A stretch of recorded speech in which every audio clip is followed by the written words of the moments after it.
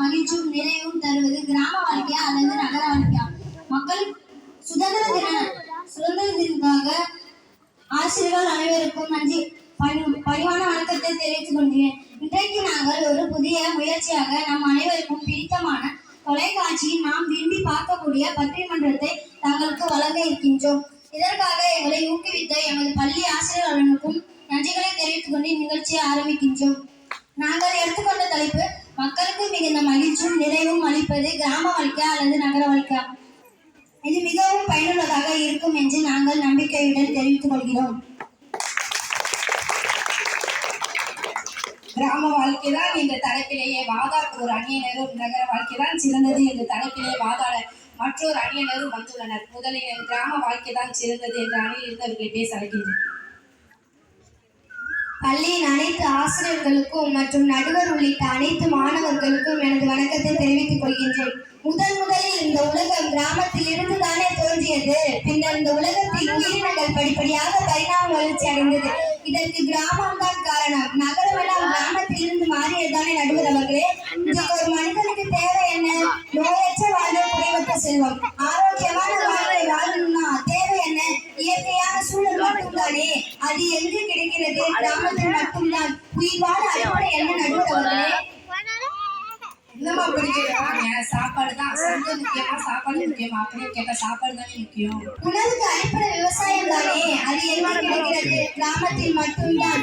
நீரின்றி அமையாத உலகினேன் யார் யாருக்கும் மானின்றி அமையாத ஒழுக்கு என்ற குரலில் நீரின் சிறப்பை பற்றி திருவள்ளுவர் நமக்கு விளக்கியுள்ளார். தூய்மையான நீர் எங்கு கிடைக்கிறது நடுவர் அவர்களே? மழை எங்கு அதிகம் பெய்கிறது? ஆமா, கிராமத்தில் தான் அதிக மழை பெய்கிறது. எனவே மனிதனாக வாழ அடிப்படை விஷயங்கள் அனைத்தும் கிராமத்தில் தான் கிடைக்கிறது என்று கூறி இந்த வாய்ப்புக்கு நன்றி கூறியும் அமர்கிறேன் நடுவர் அவர்களே. அருமையா சொன்னீங்க, ரொம்ப அருமையா சொன்னீங்க. உயிர் வாழ தேவையான உணவுப் பொருட்கள் தயாரிக்கக்கூடிய இடமே கிராமம் தானே. விவசாயம் எங்கே நடக்குது? கிராமத்தில் தானே அப்படின்னு சொன்னீங்க. அடுத்ததாக நகரத்தை பற்றி பேசுறதுக்கு வாங்க. அதற்குரிய நடுவர் அவர்களுக்கு பணிவான வணக்கத்தை கூறி என் உரையை தொடங்குகிறேன். நகர வாழ்க்கை தான் சிறந்தது. அவர்கள் சொன்ன பரிணாமம் படிப்படியாக வளர்ந்து நாகரிகத்தினுடைய உச்சி அடைந்திருப்பது நகரமே. பழைய காலம் போல நாம இன்று வாழ முடியுமா நடுவர் அவர்களே? இன்று நவீன வசதிகள் நகரத்தில் தானே இருக்கிறது. இன்றைய மனிதன் தனது தேவைகளை முழுமையாக பூர்த்தி செய்ய அனைத்து வசதிகளும் கிடைக்கக்கூடிய இடம் நகரம் மட்டுமே நடுவர் அவர்களே. இன்னைக்கு மாட்டு வண்டிகளையும் கட்டுச்சோறும் கட்டி கொண்டு போக முடியுமா? பெரிய பெரிய பள்ளிகள், கல்லூரிகள், பல்கலைக்கழகங்கள் எங்குள்ளது.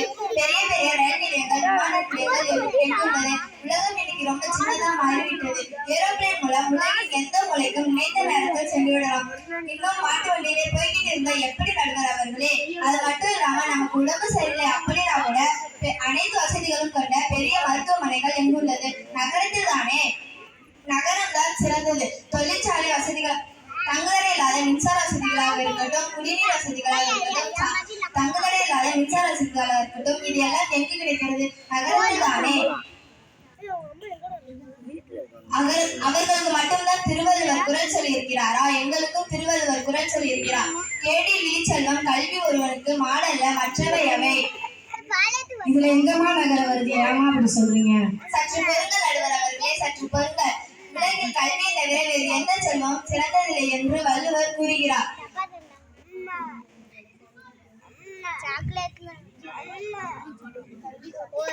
கல்விச்சாலைகள் சற்று பொருங்கள் நடுவர் அவர்களே, சற்று பொருங்கள். கல்விதான் சிறந்த செல்வம். கல்வியை தவிர வேறு எந்த செல்வமும் உயர்ந்ததில்லை என்கிறார் வள்ளுவர். இந்த கல்வியை தவிர இந்த கல்வி தரமான மேல் படிப்பு கிடைக்கிறது.